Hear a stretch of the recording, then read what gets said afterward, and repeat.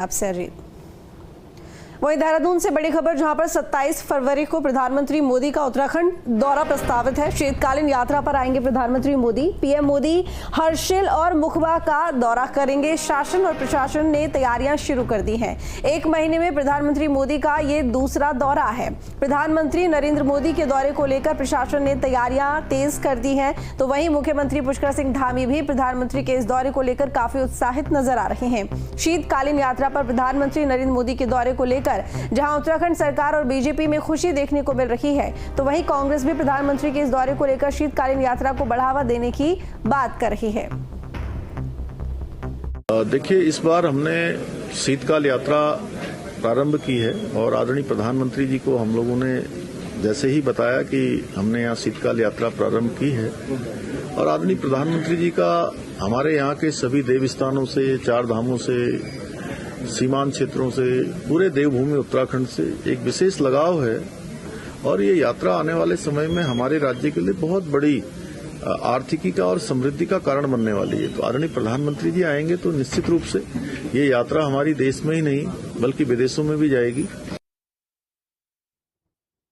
देश का मुखिया और प्रधानमंत्री कहीं आए और ऐसा नहीं हो सकता कि वो चर्चा का विषय न बने। उत्तराखंड राष्ट्रीय फलक पर छाएगा। उस दिन पूरा दिन जो है वो खबरें उन्हीं पर पूरी तरह से फोकस्ड रहेंगी। तो कहीं ना कहीं लाइमलाइट उत्तराखंड को भी मिलेगी, उसकी शीतकालीन यात्रा को भी मिलेगी। तो ये तो बेमानी होगा अगर हम ये कहेंगे कि उनके आने से कोई फ़र्क नहीं पड़ता। निश्चित रूप से फ़र्क पड़ता है, लेकिन फ़र्क तब पड़े जब उत्तराखंड वासियों का भी कुछ भला हो।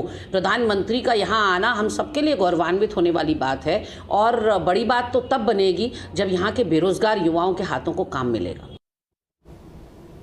तो वहीं कांग्रेस के वरिष्ठ नेता प्रीतम सिंह ने कहा कि प्रधानमंत्री आ रहे हैं, ये उत्तराखंड के लिए अच्छा अवसर है, लेकिन इस उद्देश्य के साथ में प्रधानमंत्री को लाने का कार्यक्रम रखा गया है, उसको लेकर सवाल खड़े हो रहे हैं। कांग्रेस विधायक ने कहा है कि जब चार धाम यात्रा शुरू होने वाली है तो ऐसे भी शीतकालीन यात्रा के लिए प्रधानमंत्री को लाने का क्या औचित्य है, ये समझ से परे है। सरकार को अगर शीतकालीन यात्रा चलानी होती तो समय रहते फैसला लेना चाहिए था। अब जब फिर से दोबारा कपाट खुलने की प्रक्रिया प्रारंभ हो गई है, अब आप शीतकालीन यात्रा का जो है धूल पीटने का काम कर रहे हैं। प्रधानमंत्री जी आएंगे, ऐसी शीतकालीन यात्रा का क्या लाभ जो समय रहते हुए ना चले। तो ये तो सरकार का एक जुमला है, डबल इंजन की सरकार है, जुमलों में चलती है और जुमलेबाजी करती रहती है।